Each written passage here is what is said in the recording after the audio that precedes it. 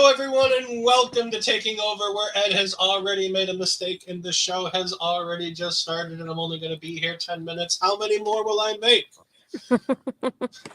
I'm, of course, full Ed Fries, joined by the wonderful Astrid Pizarro. Astrid, welcome back. We missed you last week talking about Dreamwave Pro Wrestling. I'm alive.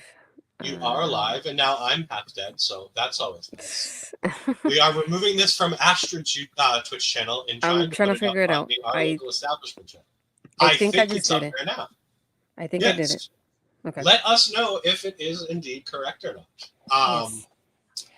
So here we are with the sister promotion to Dreamwave Pro Wrestling, Uprising. Uprising is specifically women's athletes.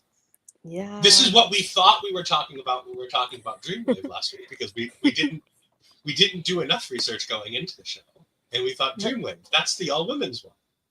It worked. It is indeed Uprising that is the all women's promotion, which was a fantastic show. Again, I will not be here for the whole show, so I'm going to give some of my thoughts here, and then Astrid is going to go ahead and give the rest of the thoughts. Hello, Bobby Munson.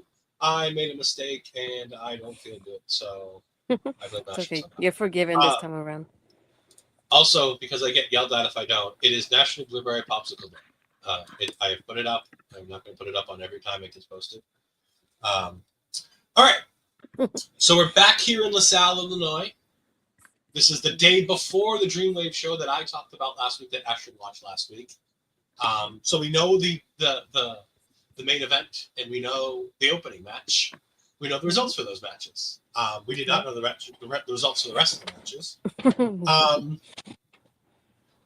Maggie Lee comes out to start the show, and she's angry. And I don't know if it's because the show started late. I don't know if it's because, Maggie Lee has to wrestle 3 times on this triple header weekend where she's defending her title in all 3 shows, which is impressive for any athlete, let alone somebody as tall as Maggie Lee. And as far as I consider, was still relatively inexperienced. She is a 431-day Uprising Dreamwave Women's Champion. Sorry, it's not Uprising Women's Championship. It is a Dreamwave Women's Championship. She won this belt after it was vacated by Brittnie Brooks due to her injury. She talks about how she's defeated the likes of Megan Bayne, Masha Slamovich, Zeta Steele, and she even says that she sent Elena Black into retirement. Oof, that was cold. It was indeed cold, especially on the same week. Especially now that 2 weeks later, Elena Black has done an interview for TMZ where she's like, hey, I might be back to wrestling in December. I think the irony of it is that she doesn't mention Elena. Somebody in the crowd that said, she goes, oh yeah, and then she mentions and I went, oh, okay, good. I also wonder if Maggie Lee's ever been a teacher, because she was asking the crowd how long she's been champion, and she was trying to call them individually by them raising their hand, which doesn't happen at a wrestling show. Politeness is the first thing to go when it goes to a wrestling show. By the way, the other thing I will say about this, when we watched Dreamwave, the one thing I mentioned to Astrid, and I mentioned it on the show too, and I said it wasn't a fault of the fans because there were 3 shows in 2 days, and it's impossible to have your energy up for all of them. I said I was lacking the energy from this crowd on the Dreamwave show, which was the 3rd of 3 shows. The energy was all there on this Uprising show. This is where all the energy went. Because that crowd was hot. They were rowdy. They were ready to go. Jada Stone comes out. And then I found this really funny. Jada Stone doesn't even reach Maggie Lee's shoulders. Maggie is a tall girl, and Jada is an Astrid level girl, and that did not go well for the 2 of them. She's 3 apples tall. She is indeed Hello Kitty. Yeah, she is. Every time I saw her, I went, this is what I would look. I'm like, every time I look at her, I'm like, this is what I would look like if I wrestled. Good to know. Because it's like, you have those people that in that kind of like height range. Because I know it's kind of similarly to AJ Lee's about that height, and so it's Alexa Bliss. So those are, I think, the shortest one, the Nikki Cross, are the shortest like ladies that I've seen like in recent times. So Jada is definitely in that range there as well. And Layla Hirsch is a little bit more down as well. So that's another one. So they brawl and they get ready for our main event of the evening. We have Kyle Fields back on the call, this time with Zach Cersei, I believe is his name. All right. Last week, I railed a little bit on commentary. I want to give Kyle Fields credit. This time, he was a much better commentator this time. He still goes a little insane at periods of time. And again, this is important to say, but it also, I understand how it happens. Kyle and Zeke, I need you to understand that when you have talent on your show and you're running an all, no matter what show it is, but especially an all-women show, you need to make sure you understand the pronouns of the athletes on your show. Oh, yeah.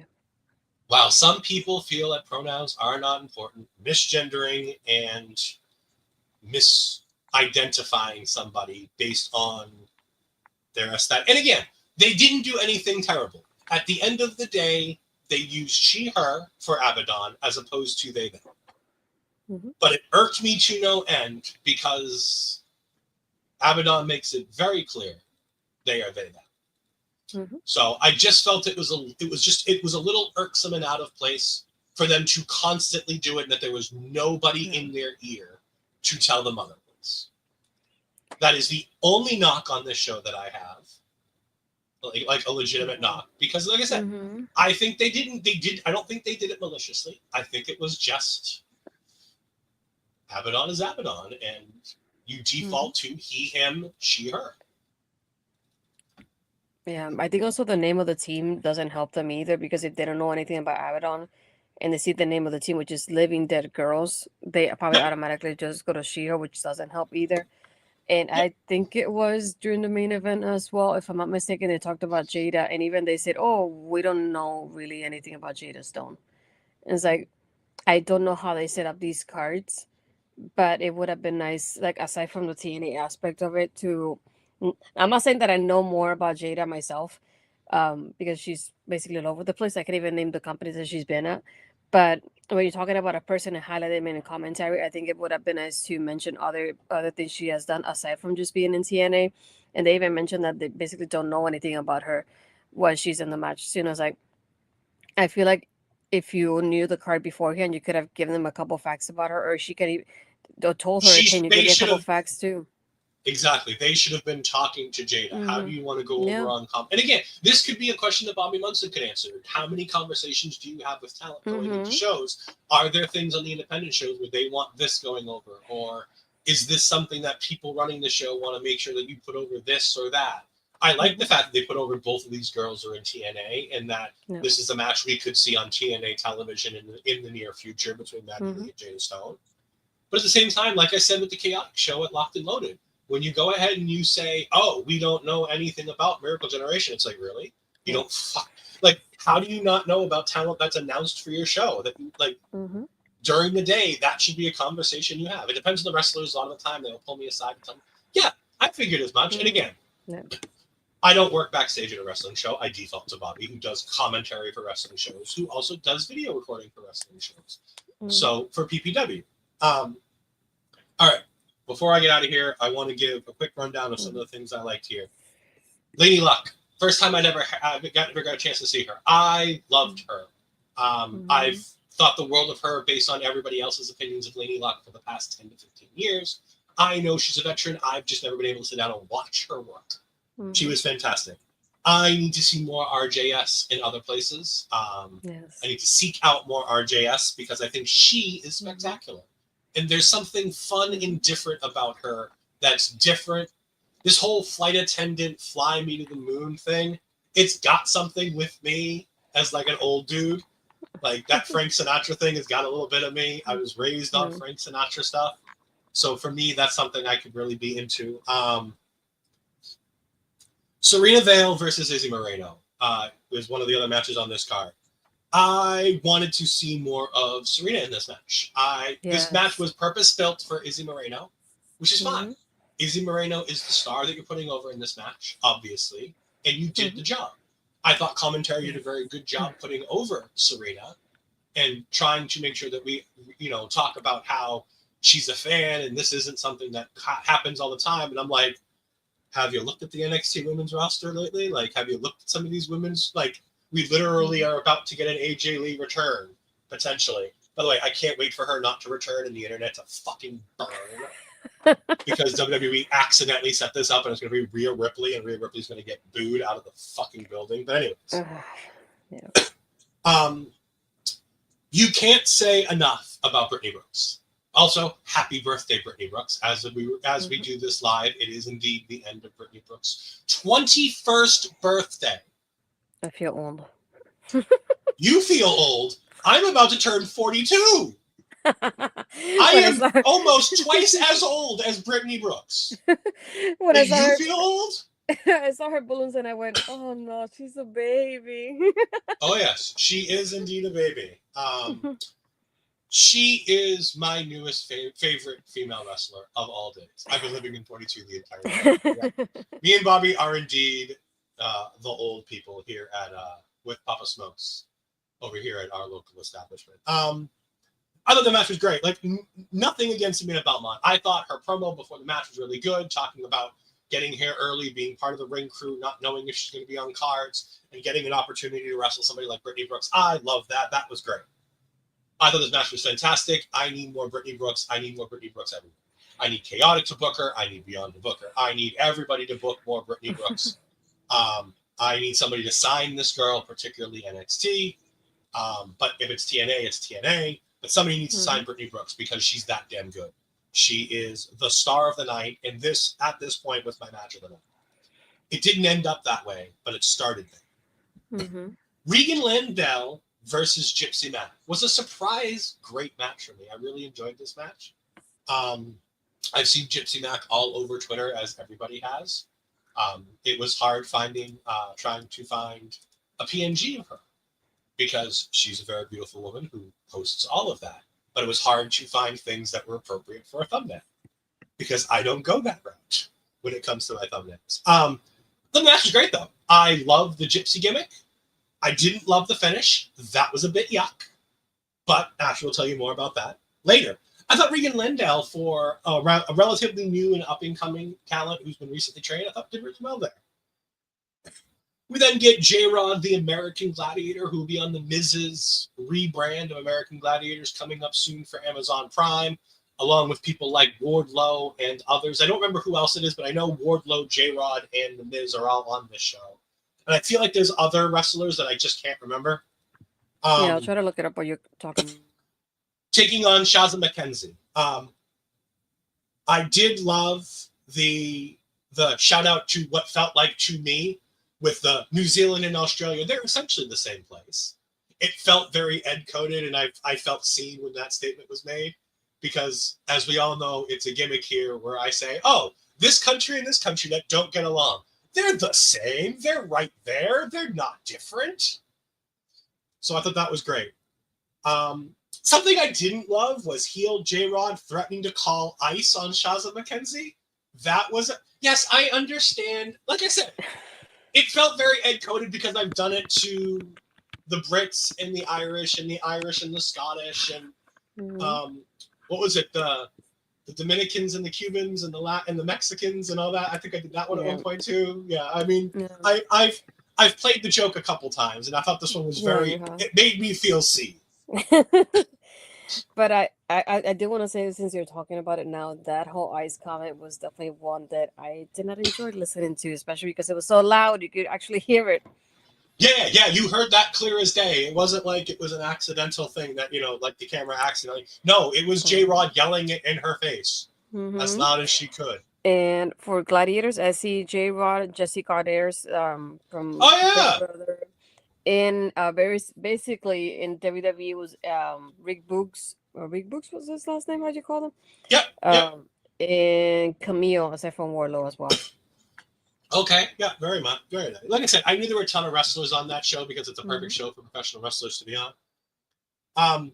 Shazza also going to be one of the trainers of the brand new Dreamwave Pro Wrestling Academy opening up. So I thought that was really good because I think Shazza McKenzie is fantastic. So the idea of her getting an opportunity to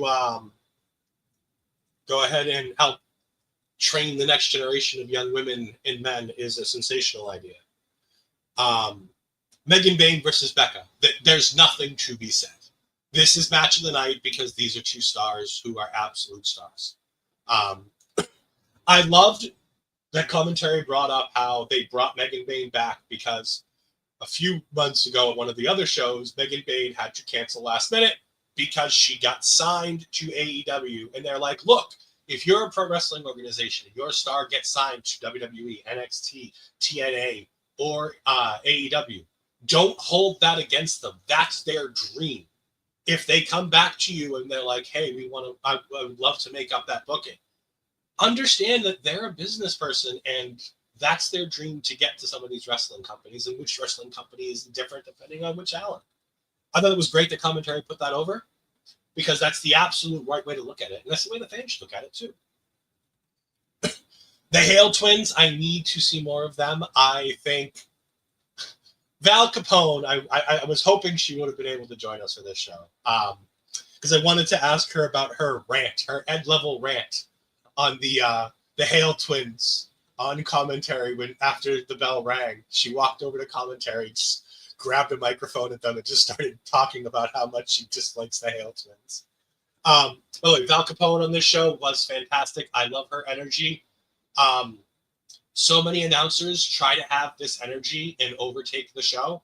I won't name any names, but there's a promoter that we both know that does ring announcing at a certain promotion that I always get that feeling when that person does this. And I think that Val does it in a perfect way. Like Rich Palladino is like the tops of the tops. He's old school. He tries to stay out of the storylines as much as possible. But I love how Val Capone gets excited when certain people comes out. She gets annoyed when certain people comes out. She rants about the girls on commentary in this match. I do wish commentary would have told us which one's Briar, which one's Sage. And again, Ashley will elaborate on this as we get there. And then again, this is talking about the misgendering and the misidentifying of the talent. Please don't do that. They have pronouns that are widely displayed for a reason. Please don't do that. And then we had our main event, and this was sensational. I thought these two girls went out there and killed it. It wasn't my favorite match of the night, but then again, I adore Megan Bayne and Becca. That's the only reason. It was a personal choice. I thought these two put on a hell of a show.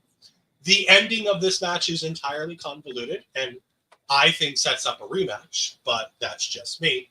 But we'll find out in a couple months because Uprising typically runs every few months, 2, 3, 4 months in apart. They have had 6 shows in the past couple years. Overall, I thought this was a fantastic show. I'm going to be watching more Uprising, even if it's not for this, just in general. Mm-hmm. This showed me fantastic new talents. With this weekend running from LaSalle, Brittnie Brooks, Rebecca J. Scott, they're at the top of my list. Blair Onyx. I need to see more Blair Onyx. Mm-hmm. I thought she was interesting. I want to see more. She's more into her character than Abadon was. Mm-hmm. Abadon's character, they are a bit more zombie kooky like it looked like, whereas it felt like Blair had a lot more mannerisms and she had a lot more, I don't want to say kinks, but she had a lot more twitches and like pointing to things that you can't see. There's a lot of interesting things that Blair was doing in this that I want to see more of her. And I've seen some of her on social media. But again, this tag team, both of them were fantastic. So I think there's a lot of good, fun talent on here. Astrid, I'll leave the show in your hands. Have a wonderful rest of the show, going more in-depth into all of these matches. Feel better. Thank you. I'll try. Zombie Ed signing off. Oh, by the way, Marvel's the only thing I'm going to shout out, Marvel Zombies, the trailer just dropped today. You can go ahead and see me, Peggy, Andre talking about that end of September, beginning of October. We haven't worked out the date. All of the episodes are dropping at once. There are 4 episodes. It's dropping on the 24th. We will be doing a show for it sometime within the week after that. I am very excited for that. It is TVMA, which makes me very happy. Bye-bye. Thank you, Luis. I appreciate it. There you go. And he's out. I was going to say before he left, you can find him on Twitter at Fries12584 and Switch at Fries2002. because I like to shout out what he's doing as well, whatever he decides to do later on. Um, but yeah, I figure we'll go back up from the beginning and go in a little bit more detail about this, the card that Ed just discussed. But we started off with aside from the Maggie promo, which is we both talked about it. It was Laynie versus RJS, as I like to say it. And I really liked it because even though Laynie is a little bit thicker than Rebecca is. I forgot something. Hold on. What? Okay, I didn't want to forget, and I have it pulled up so we could show it off. Next week's show. Oh yeah. This big thing right here, Beyond Wrestling's America Rana 2025 from this past weekend. We're going to be skipping one of these matches. I'll let you figure out on your own. Considering we're not WWE for a reason anymore. But there are some fantastic talents on this show, whether it's Timothy, whether it's Matt Cardona, Marcus Mathers, Mike Santana, the Miracle Generation, Shotzi Blackheart, Cruel, Bryce Donovan, the Savage Gnomes, Chris Statlander. We are going everywhere and anywhere in professional wrestling to cover this show. I think every professional wrestling company that's televised on TV right now is featured on this show. So America Rana from IWTV, which again is independentwrestling.tv. It is right there on the screen. You can go ahead and catch that right there anytime you want. It is $10.99 a month. $10.99 a month in wrestling money that you can spend. Thank you all for letting me pop back in again. Hi, Astrid. Yeah, bye. So we had Laynie versus RJS. What I was saying is like even though Laynie's a little bit, I don't want to say bigger because it feels weird to say that, but she has more muscle than RJS does, and RJS has more speed to her. But I feel like thinking about them almost like next to each other, I feel like they kind of equal each other a little bit there. So this match is pretty interesting, but I like how Lainey's able to use her power here, and then RJS is able to use her speed more than anything. And the way these two, the chemistry they have with each other, RJS is a cover at one point, and even the submission she gives to Laynie as well for the end here, before Laynie taps out. I feel like it was a really great opener, and I love how they really played off of each other very well here. These are two of the people that I see very often on social media as well. So I see clips here and there, so it was nice to be able to see them have like an official match here. This one, just like I was saying, the next two for me are very like showcase matches. Izzy versus Sirena. Izzy again. This is more of a showcase match for Izzy here. Obviously, for those that don't know her, she's a little bit older now, but she was the child that Sasha Banks threw her hairband for from the Iron Woman match in NXT takeover. So it's always interesting for me because I was there watching that to see her where she is now. It feels weird to see how much she has grown up now. But seeing her, and you can see the inspiration that Bailey has on her character with her best friends and the bracelets and giving hugs to everybody. Yes, I feel the same because I saw her when she was tiny, and I feel like she looked like a baby, and now she's a grown teenager. Um, but yeah, I like how Izzy has grown a lot. I'm not saying she's the best, also because she hasn't been wrestling for a while yet. She's still very new to this, but every single match you see her, you can definitely see she's getting a lot more experience with the people she's sharing the ring with. For me, what the I don't want to say downfall. I'm trying to find a different word for it, but to me, it's like this match made me want to see more Sirena than anything. And being that it was more of a showcasing for Izzy, we didn't see Sirena wrestle as much, and I really want to see more from her. This is more my introduction to her as well. Izzy had she had done her Izzy bar, which is funny with the name of it there. The Jack Knight cover was another one that came out of nowhere for me, and then Izzy winning. I expected Izzy to win, but not in the cover that she did. But that was a pretty interesting finish to the match in itself. But again, it was one that I enjoyed. It was really well done. And I feel similarly to Brittnie versus Aminah. It just felt also like a Brittnie showcasing match, and I really enjoy is Izzy's armbar as bad as Thea's Kimura? No, I feel like the Thea's is worse. I'm sorry, it really is. It looks terrible. It looks terrible how bad it is. It doesn't look like it hurts either, which doesn't help. But yeah, this one was more of a showcasing for Brittnie. And I had seen a little bit of Aminah here and there, but I wish I would have seen a little bit more from her in this match. Again, I enjoy Brittnie. She's one of my favorites right now in the indie scene. So every time I get to watch one of her matches it's a pleasure for me. So why not more Brittnie? If I know I was saying NXT, but I wouldn't mind her to get inside to TNA as well. I feel like TNA is really building off their knockouts division recently, especially with a lot of more like younger talent. And I feel like Brittnie does fit in that mold there as well. So if she signs to TNA, I would not complain about it, to be honest. But after that, we had Gypsy versus Regan. Regan, this was my introduction to her as well.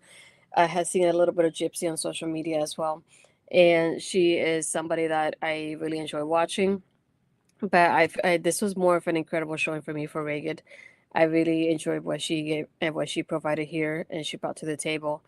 And it made me want to see more from her moving forward. So hopefully we get to cover more of like the company she's in, because I definitely thought she was very interesting and I want to see more from her. From what I remember correctly, I think this is what Ed was giving a hint about. I know that a Gypsy had a mist, and that's what she used before she was able to pin Regan at the end. It's something that again I wasn't expecting though. I'm not used to that happening often, but yeah, I'm not surprised that Gypsy won the match though at the end. This one though. Yeah. Oh, she spit. It wasn't mist. I thought they mentioned the mist on in commentary. That's what was going along for because I was listening to this one more at the end. Um, and if I'm not mistaken, yeah, this is when it happened about the ice comment, which is something that I didn't like. I feel like in this political climate and in this day and age, not only shouting that during the match, but the fact that we're all able to hear it because they were not really wrestling as this was happening. It wasn't my cup of tea, but J Rod again, a great showing from her. I feel like this is the match that I enjoyed commentary the most for because they give us so much background on J Rod. They kept saying that she brought this like new attitude, and we see her with the attitude now and showcasing that to Shazza. Her powerbomb was really amazing. She did a powerbomb, and she was such a powerhouse during this whole match. I was all hoping but it would any one of two ways, either with her like really taking over Shaza, or for Shaza taking over and winning just with a surprise somehow. But yeah, I like the fact that most of the beginning of the match was J Rod taking over it, but then like I would say like more or less halfway about it, Shaza gets really fired up and J Rod has the breast knuckles that she wants to use, but in the end Shaza still wins, which I was still happy about. But I like the fact that commentary is able to showcase a lot of J Rod during this match, mentioning a lot about the gladiators as I mentioned a little bit ago. Something to promote, but we still don't have the premiere date for that. But I like that they were able to mention it, that she's part of the cast there for that as well. This Megan versus Becca. This was definitely one of my favorite matches of the night, along with the main event. I love the diss track. I from calling her plain Bayne. Really loved it. Always forget the name of this move. I know Ed will give it to me if he remembers. That Becca did, that it's the one that Trish Stratus does by the turnbuckle when she's backwards. I always forget the name of it, but I love that move. I love how she was able to do it, but Becca still blocked that at the beginning. And there's also moments that Becca goes to do a crossbody and making counters into a fire carry and a Samoan drop right after that as well. Um, Bane catching Becca in so many aspects of it. There was, I think, at one point, I thought it was Stratisfaction, but I wasn't entirely sure. I think that's the one, if I'm not mistaken. But yeah, I really love that move. So I love when I saw Becca be able to do it. I just wanted her to actually finish it, but obviously Megan being the powerhouse, she was able to catch her before that happened. But I wanted to see that happen. So hopefully one of the matches I'm able to see it getting fulfilled entirely. Um, but yeah, another point that Megan caught Becca as she was going to do a tornado DDT. Becca had a really, really, really fun submission. It reminded me a lot of the Call of Silence from Carmella. And it just reminded me how much I miss Carmella and how smoothly she always put that Call of Silence. Oh, I really miss that. The Frankensteiner was another part that was really so like surprising when I saw that happening. And yeah, the running powerbomb at the end, and then Megan still wins. Yeah, I did like the fact, as I mentioned a little bit ago too, is when they talk about her being able to make up the day because she had to cancel before, being that she got signed to AEW. So it's one of those moments like it feels like it's almost like bittersweet for the company because yeah, you're happy for the individual getting signed, but obviously you get the cancellation at the end. But I'm glad they were to make it up, especially with the, having a match with Becca because they really had a great chemistry. Next we had the Living Dead Girls, Blair, Onyx, and Abadon versus the Hale Twins. I know something Ed mentioned as well, and I felt the same way. I wish it would have told us which one was which. Being like, I always think about it this way when it comes to commentary. And Bobby, correct me if I'm wrong, at least from your point of view with your experience. But being that you never know who's watching this for the first time, I would have preferred if they actually told us, "Oh, this one's this one, this is the other one." Because you never know who's watching it and just stumbling upon this match, whether it's on IWTV or if it's on YouTube later, they decide to upload it, for example. Because I would have liked that kind of introduction moving forward. It's something that I wish it would do a little bit more of and like letting us know who it is. You never know who's watching it for the first time, and that would be the introduction to them, but just don't know which one's which. I did like that both of the twins came up with their swatters and they came with like the bug spray too, being that Blair's always like do the little spider thing. So I thought that was pretty funny to begin with.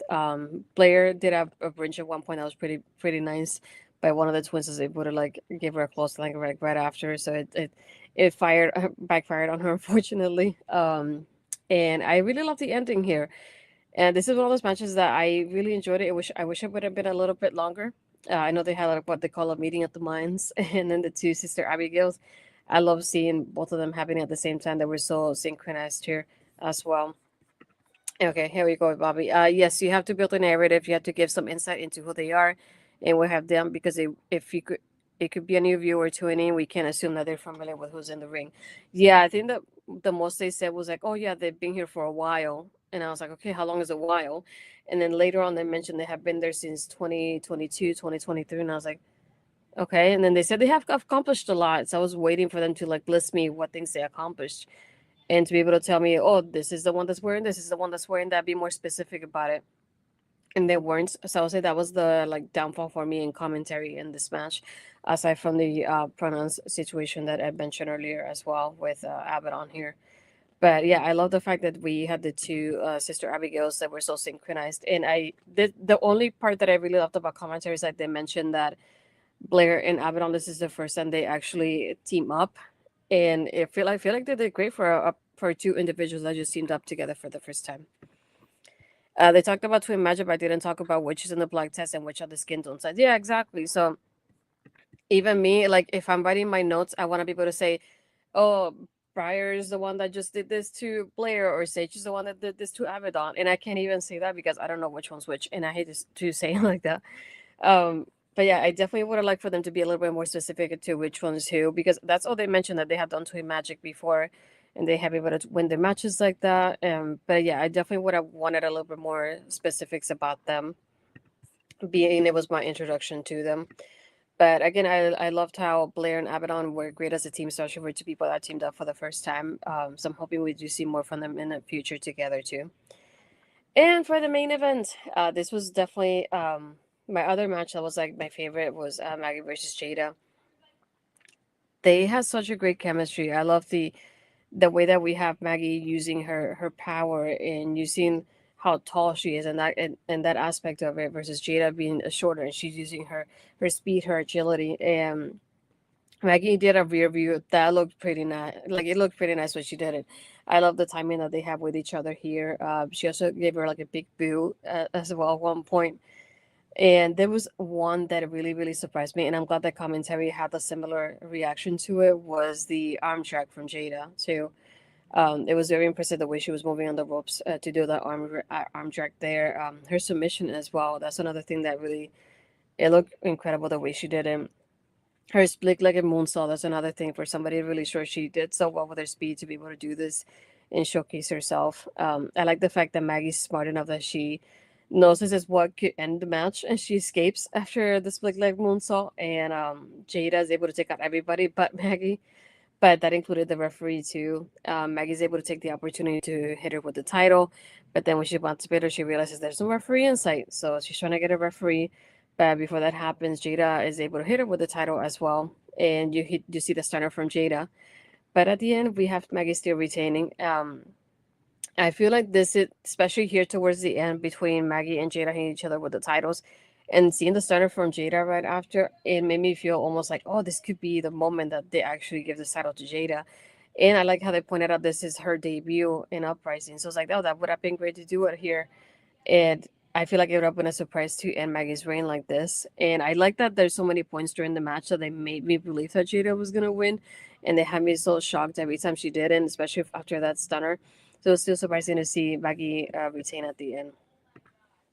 This was definitely a big B plus show. Can't wait to see the next shows from Dreamwave and Uprising in the future. Yeah, I feel like this one I really enjoyed it. Like you said, Ed, I love the energy from the crowd here as well. You can tell that by the second show, which is the one that we watched, that was from last week, their energy was off because they have been through this whole card. And to be honest, I don't blame them because there's so many great matches here. I feel like my highlights were definitely Maggie versus Jada, Becca versus Megan, and Laynie versus RJS. And I'll say a little bit of J Rod and Sasha, Shazza McKenzie too. But overall, I feel like everybody had like a great showcase in here. I feel like it introduced me to the new people. It gave me more of the people that I enjoy watching, more of a reason to keep watching them and supporting them as well. And as Ed said, we do have that show. We're just keeping that one match, so you can probably tell which one it is.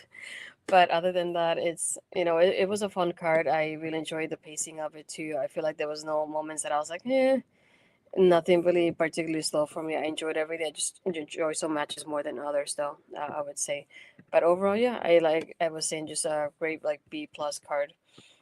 Looking forward to it. Looking forward to see more Uprising and Dreamwave in general. Is something that I see clips of here and there, but I super rarely watch like a whole like show like this, like a whole episode, as I like to say. Um, as you can see, I do have the socials right here for OLE Podcast. You can follow on all social media platforms. We have Twitter, Instagram, Threads, YouTube, and Twitch. And I hope I have the correct thing. Let's see if I can find it, perhaps. Okay. I do have the calendar. I'm going to play real quick just to let you guys know what we have going throughout the week. I know we had, for those that haven't seen it, the Ring of Honor Death Before Dishonor post show that just went up not too long ago. It was nice to see Kyle and Auntie Collins back in rambling again about ROH. But I'll let you guys know what else is coming up this week. Why don't you try to be now that I need you anyway. I never wanted to be alive, just to feel like I'm fading. And though my heart breaks a beat down, I've crossed the ledge just to tell you, don't leave the way, don't even say that I draw with a gunplay in the rain. I feel like I'm fading. As you can see, a lot more coming this week. And if you have seen the video, don't forget to hit the like button and leave a comment. If you have watched it with us, let us know which was your favorite moment of this whole card. Or if you watch a little bit later, let us know in the comments. Anything you want to suggest for us to watch later as well. We're open to suggestions too. So you never know if anything you suggest we might watch in the future for taking over. For myself, you can find me on Twitter and Blue Skies Astrid Pizarro. By Instagram and Threads is Astrid Pizarro 20. And I'll be here next week again for taking over with Ed. Hopefully he feels better. So I'll send you well wishes to Ed in the chat. And yeah, hopefully we'll see you guys next time. I am in misery.